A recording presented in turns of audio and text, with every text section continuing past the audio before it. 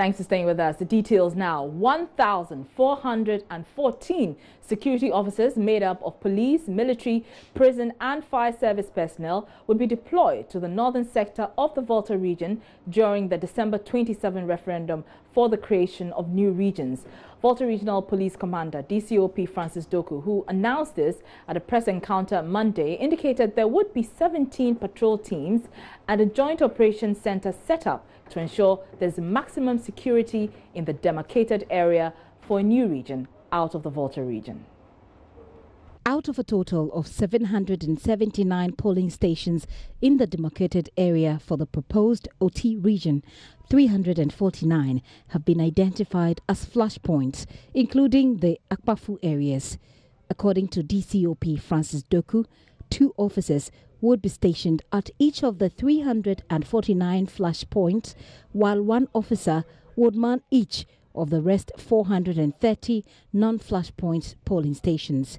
He added a joint operations center will be set up to attend to distress calls from the OT enclave during Thursday's referendum. As per our plans, we intend to deploy a total of 1,414 police, immigration, fire and prison officers to the various polling stations.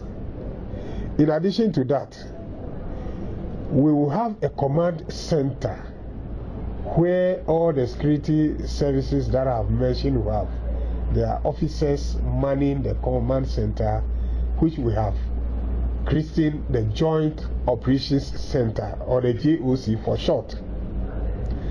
Now at the JOC, they will have a team of 30 patrolmen who will be there to respond to distress calls as and when they come in.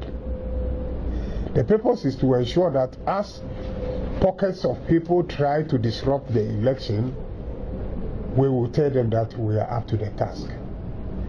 Now, for the purpose of this referendum, the enclave had been divided into the district assembly arrangement.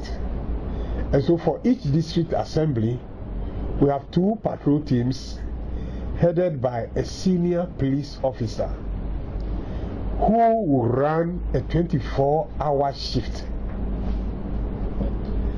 And so I want to believe that with this arrangement, coupled with the fact that the military will provide robust patrols to back up the police patrols, we should be able to effectively deal with any security situation that will be confronted with. DCOP Doku says security will be beefed up in the Akpafu areas due to reports of some residents due to threats by residents to deny electoral officers and referendum logistics access to the community. For every flashpoint that the Electoral Commission has identified, based on the limited registration and the revision of the voters register, we are putting 2 security persons at the polling station.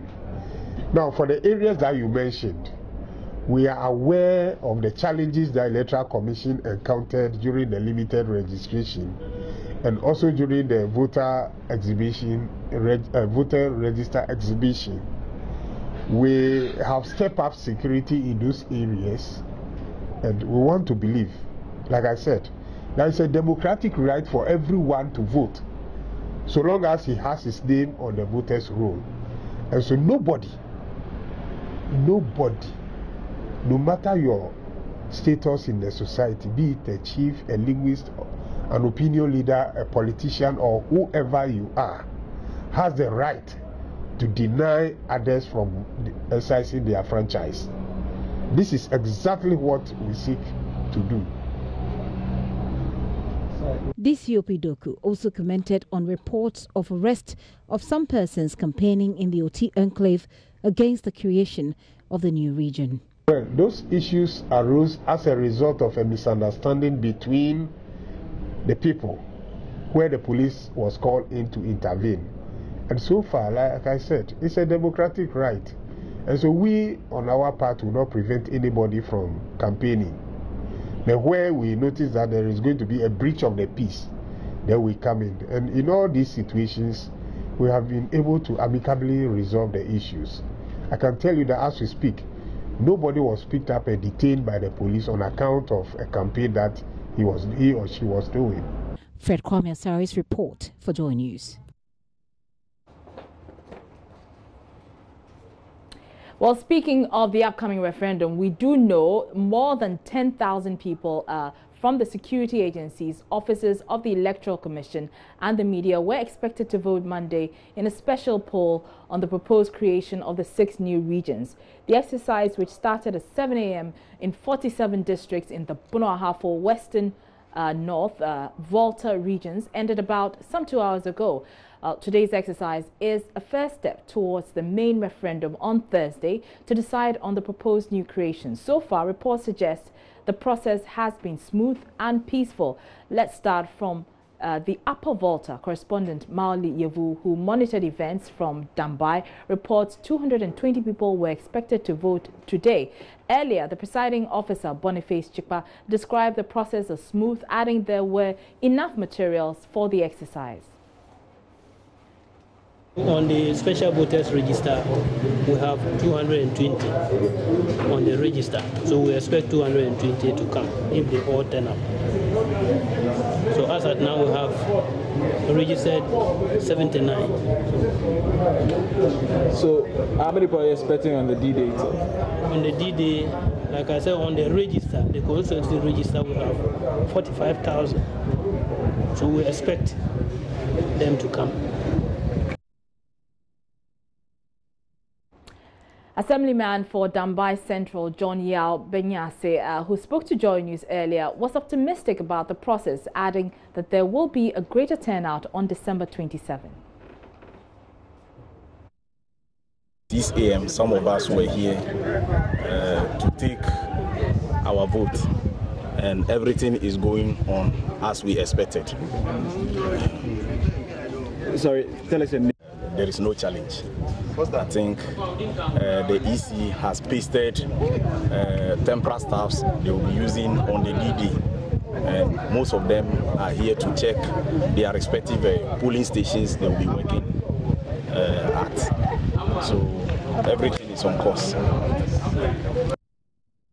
Now, Member of Parliament for Karachi East, Michael Jatto, is cautioning persons he describes as intruders who seek to disrupt the referendum to stay away from the enclave. He says the security of no campaigners who would come around on the day of polling to campaign for no votes cannot be guaranteed. He expressed satisfaction at the process so far. We will expect that on the 27th, those who don't have any business within the enclave will stay in their homes, and then we'll have our peace. Thank you very much, and I wish our brothers all over the country a Merry Christmas and a prosperous Oti region. Now, Marley Yevuagbi joins us on the line with more. Marley, good evening to you. Good evening, Araba. Okay, so you've been covering the Dambai area, right? Yes. Okay, so tell us, what's the general assessment of voting today? Well, voting went so smoothly without any incident. And at the end of polling, 185 persons turned out for the special voting of the referendum. Out of the 220 expected, out of the 220 on the register for the special voting exercise. And so far that ended quite well. And earlier on, we have a number of youth groups and the campaigners also who were very visible in the communities and going around and still campaigning and asking people to massively endorse the OT region. I must also say that at the time I was leaving the enclave, there were a number of buses from Accra and elsewhere coming into the constituency of bringing in indigents from the area who live elsewhere to come down and also participate in the process. I must also add that both the NDC and the NPP party functionaries, like a former Member of Parliament for Karachi East, Wisdom Gidisu, former DCEs, together with the current Member of Parliament for the area, Michael Jatto, and many others join hands to also campaign for the creation of the new region, for yes votes for the region. And so you will see all of these political actors going together, addressing the press in their quest to ensure 100% turnout for the referendum. Very well. Mali Yevwagbi is our correspondent. He was covering the event, the exercise in Dambai. Let's come down south to Jasikan, where correspondent Ivy Setoji has been monitoring the process. Ivy, good evening to you. Do we know how many people voted where you are, and generally, how did it go? Yeah, good evening, Aroba. I saw 207 voted cast their votes today in Jasikan out of the 264. The process has been smooth and very peaceful. Security presence was there. According to the EC, they were hopeful that the same thing will happen at the referendum on Thursday. So far, everything went so smoothly and successful. So there was no problem at all in Jessica. So they are hoping for the best on Thursday. All right, Ivy Strategy, thank you for that update. Now, there is, however, a strong push for a yes vote in the proposed OT enclave.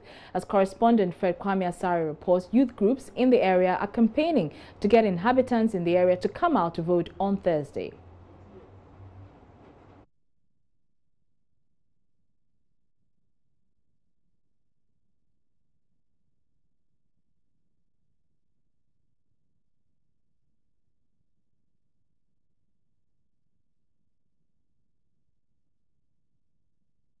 The youth took to the streets of Jasikan in a walk dubbed Yellow Walk for Oti region. This was to awaken the spirit of patriotism in the older generation and employ them to participate in the referendum. The walk had participants dressed in yellow T-shirts with inscriptions such as "Vote Yes for Oti region," "Yes for Development," among others.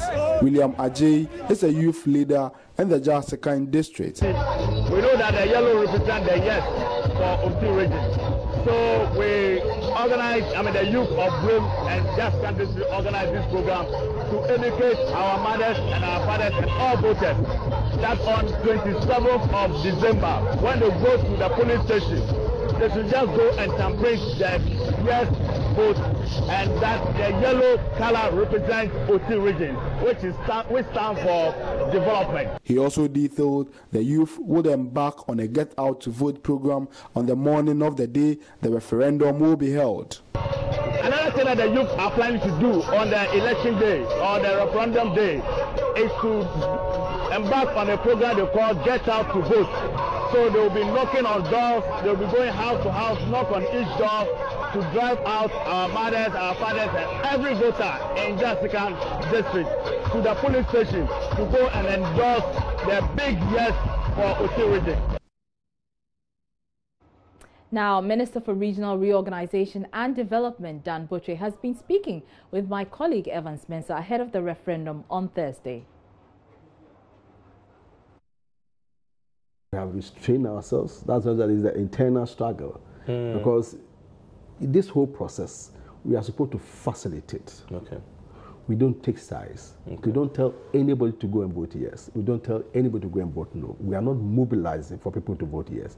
It is the duty of those who petitioned. Okay. Yes. So this is something that has been carried on in our constitutions all this while. There's always a discussion on territories of Ghana, and they have always explained in the constitution that you can get a new region, you can merge two or more regions, or you can alter the boundary of an existing region. Yeah. And there are two things, at least if you made reference in 92. Yeah. Article 5.2 says that if people petition for any of these three things, then you trigger the process. Mr. President, go seek advice of Council of State. Then Article 5.3 says that even if nobody petitions, Mr. President on his own can trigger the process. If Mr. President had gone by 5.3, then maybe we will have a bit more of, the duty to explain more and get people to, because that time Mr. President says, I want to create state citizens. It's my own initiative. Okay. But he came by, he accepted 5.2, where it is the petitioners. So from day one, Mr. President had explained that it's demand-driven. The government is not going to spend a peso in the campaigning process to campaign to vote for yes or campaign to vote no. So we are not involved in that. And the full interview airs later tonight on PM Express at 9 p.m. Do make a date.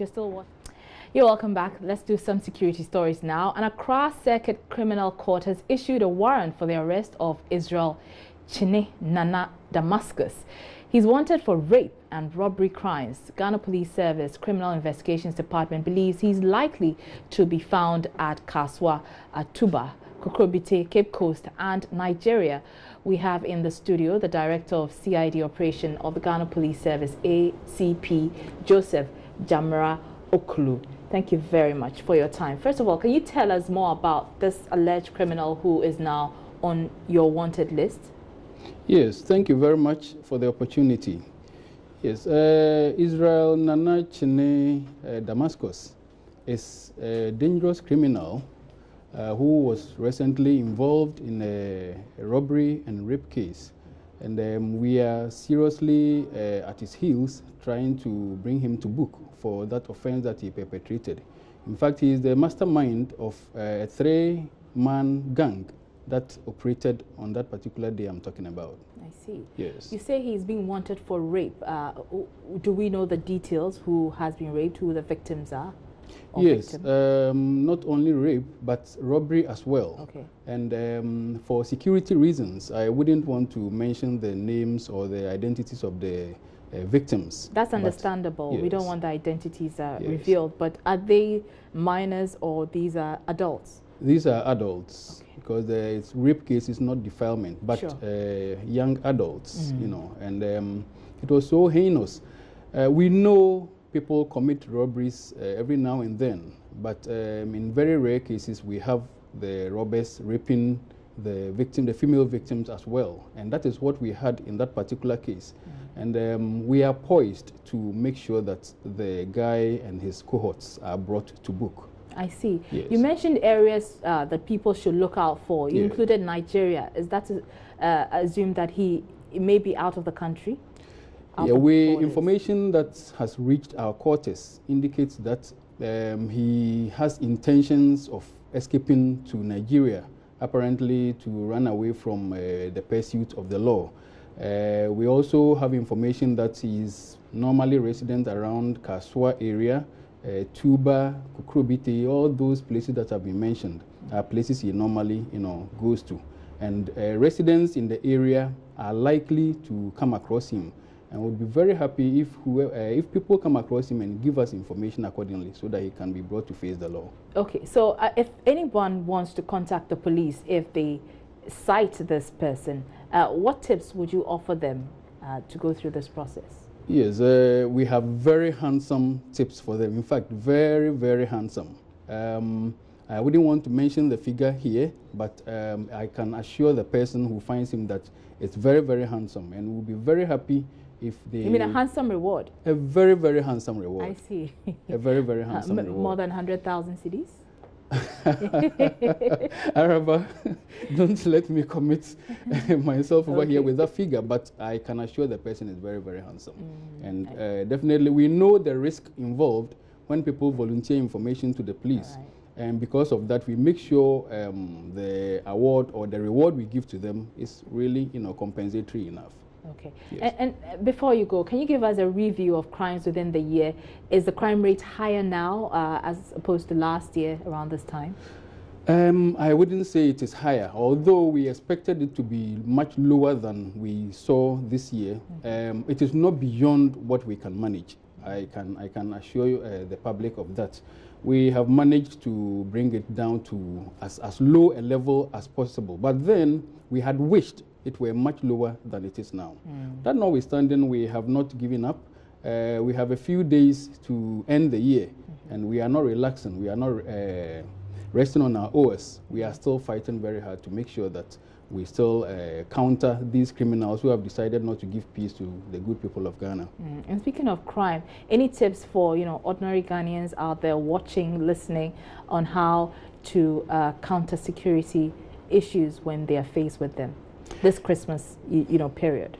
Yes. During this Christmas period, most of the criminals target the money of their victims. In fact, most of them want to enjoy Christmas, but then they are not ready to work to gain the money. So I would advise members of the general public to ensure that they observe simple security tips such as the ones I'm going to give. We know that on 24th night, for instance, people go out a lot to enjoy themselves. But I would admonish that in as much as you want to go out and enjoy yourself, make sure you don't leave your house at the mercy of thieves and burglars, because once nobody is in the house, it's a very easy target for them. And mind you, these criminals have informants. They send people around to scout and find out houses that are empty, and they easily break in and steal things from there. Quite apart from that, we know during Christmas people go to church a lot.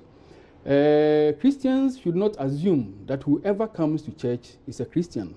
People have all kinds of reasons why they go to church. Not too long ago, just last Sunday, we experienced something like that in a certain church, where a thief went to church and sent a child, a minor, to pick the bags of some unsuspecting, church members. So they are all around, and we have to be wary of all these criminals. All right, I have to say thank you very much. ACP Joseph Jamara Oklu is Director CID Operations, and we've been speaking to him about that wanted gentleman, or the gentleman on the run, who's being wanted for rape as well as robbery. And he's also warning, advising citizens that, don't take your security for granted, even in churches. ACP Oklu, thank you so much for your time. Thank you very much. All right. You're still watching JoyNews Prime. We're taking a... You're welcome back. Now, General Overseer of the Action Chapel International Ministry, Archbishop Nicholas Duncan Williams, is tonight intensifying the campaign to raise funds for the construction of the controversial National Cathedral amidst fresh concerns from leading national figures, including former President John Mahama and Jerry Rawlings. The Archbishop, who is also the chairman for the fundraising committee, today paid a courtesy call on the Speaker of Parliament to officially invite him for the fundraising event later this week. Speaking to JoyNews shortly after the visit, he indicated that the two former presidents have expressed their own personal concerns about the project. Giving us their blessings, and they've brought up their concerns and issues that they think we should address and look at, which we are dealing with. Would you be mindful to share a few with us, the issues you're supposed to deal? I mean, not necessarily, I'll prefer they saying it themselves instead of me speaking for them. But as I said, whatever concerns they have and the public have, it has come to our attention, and we are addressing them, at the background. And pretty soon our secretariat will be coming out with a media department or a PR department to be addressing some of these issues, and then we will all come on air at different times, to engage you and then to talk to you, because we need to make sense of a lot of the things that are going around, some of the speculations and all that. And I think that we can make sense out of it if we bring clarity to a lot of the unanswered questions out there. I don't see it as something that is so difficult, because we are flexible. We believe in this country. We don't want confusion. We want peace. And we will do everything to bring the country together and not to have the country divided over a national cathedral. Meanwhile, the Speaker of Parliament, Professor Michael Quay, is urging Ghanaians to support the construction of the project, which he describes as a worthy cause. I would like to add my voice to the fact that kindly let us all appreciate what the President has conceptualized and help these ladies and gentlemen, and also men and women of God, who we all know already as men and women of God, to achieve this. In Ghana, we really pride ourselves as a Christian country. We are some 70% plus of the population. We also live peacefully with others who prefer other religions. Nevertheless, we should symbolize that which we practice. And I think to have a national cathedral cannot be a bad idea at all, and is worthy of every support. What is very significant is the fact that this is not going to be a state institution. And it's very, very important so that the church itself is not swallowed by the state. It's something that we all don't want. And that goes to the issue of freedom of religion enshrined, among others, in our constitution, and which we Ghanaians take pride in.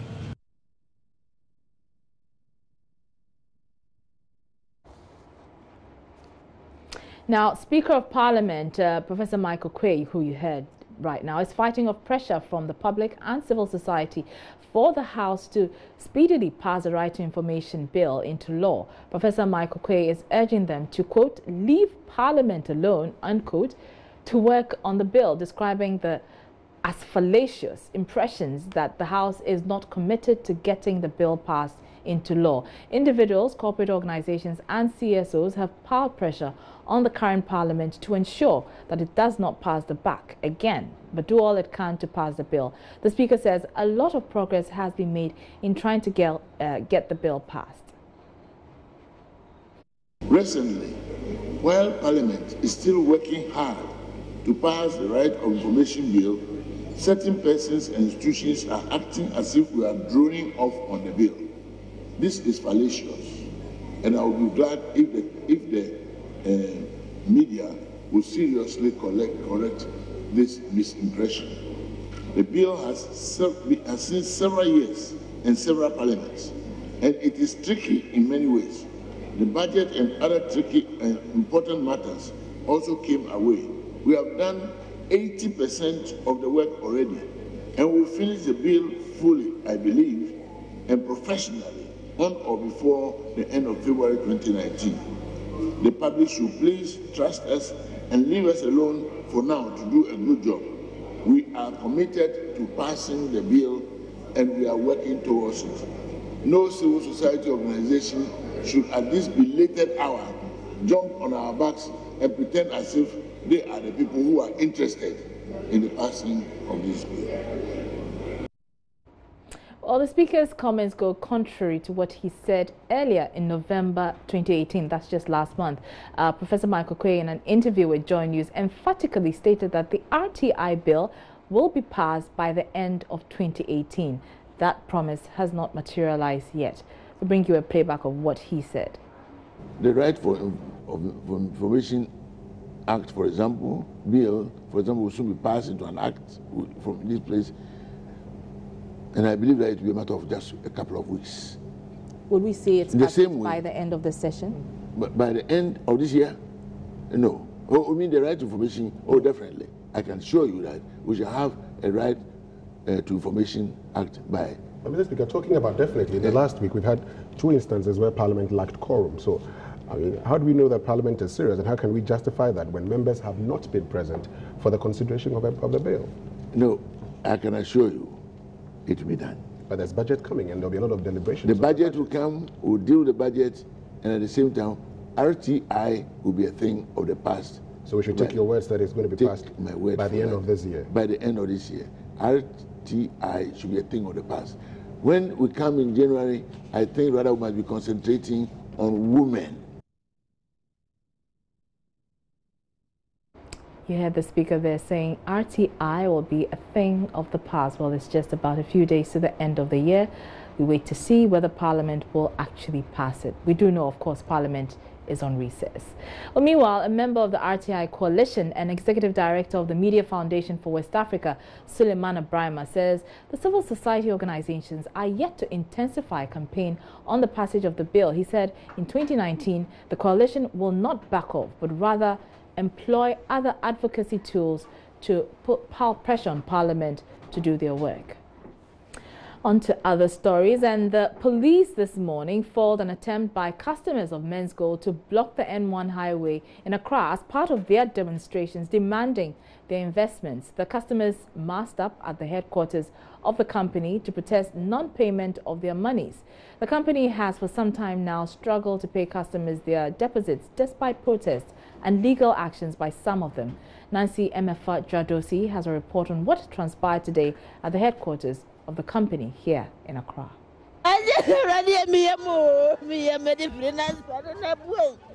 Amma Pokia invested 50,000 Ghana cedis in the gold dealership firm Menzgold. She's one out of many customers who visits the facility daily to check if the company has started payment. I know the two. Baba 500 million here, about 50,000 Ghana cedis. Baba Mediana Mima, because we Bahabia means me. And to me, the TV, so near and after them who is awesome, they we am a body. There were 50 customers impulsively ran into the George Walker Bush Highway to block the road without any caution.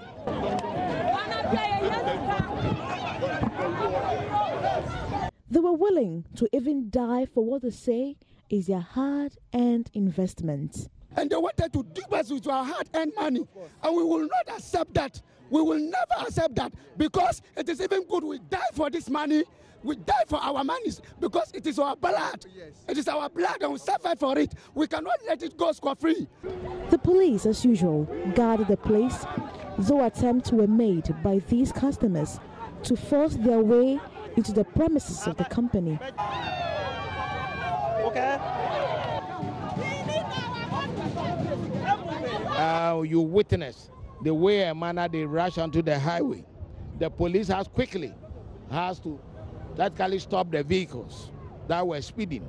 If not, we would have witnessed a mass suicide on our route, and we are not prepared to supervise this.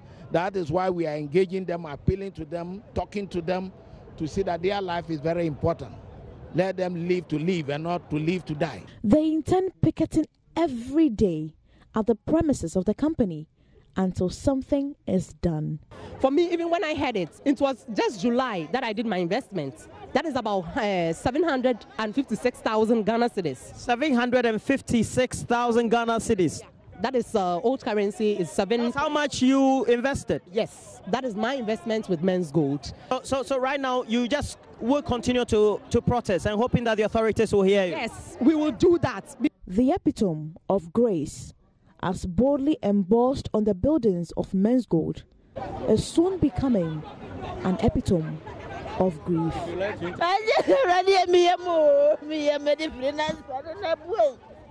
Well, the situation is not different in Kumasi. Some customers of Menzgold have served notice they will continue to fight to recover their lost monies. National PRO for the aggrieved Menzgold customers, Francis Owusu, and some other customers have been speaking to Love News about how the situation is impacting them. Aggrieved customers of Menzgold in Ashanti region on Sunday began collating names of customers supposedly for payment of their investment. It comes after a Kumasi Circuit Court ordered the company's property to be sold to pay off customers following a suit. Here is National PRO for the aggrieved customers, Francis Owusu. We have petitioned President, we have petitioned SEC, we have petitioned Peace Council, we have petitioned BOG, we have petitioned all the major stakeholders.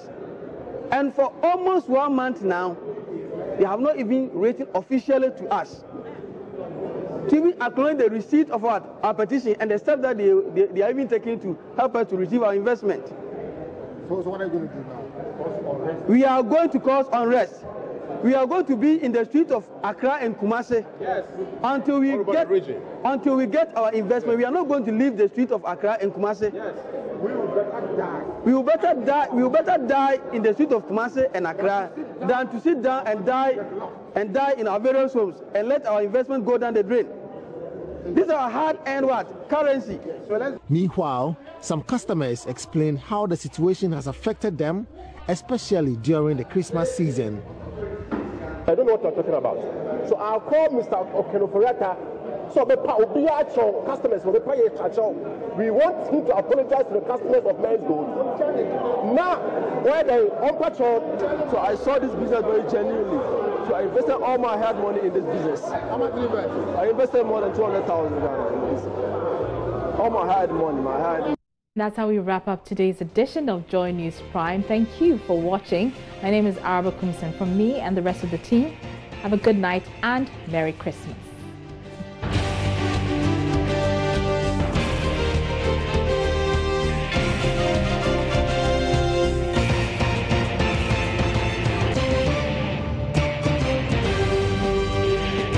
This is Joy News Prime.